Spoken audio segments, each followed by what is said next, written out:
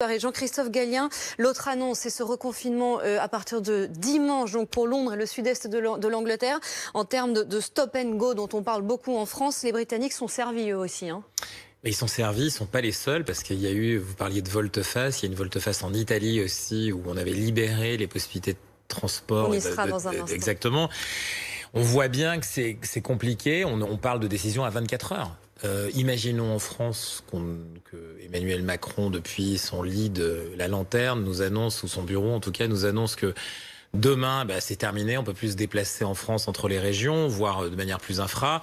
Quel aurait été le sentiment? On voit bien que c'est quelque chose de très très très important. Donc ça doit être mobilisé, puisque c'est un risque politique, c'est une décision politique forte, on voit bien de l'émotion, ça a été le cas avec Merkel en Allemagne.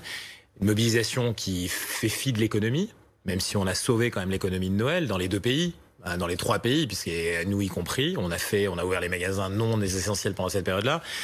Et là, c'est une décision sanitaire, je pense vraiment une décision sanitaire, parce que ça veut dire qu'il y a une perte de contrôle totale et qu'ils ont une grande crainte pour la suite. Et justement, on sera tout à l'heure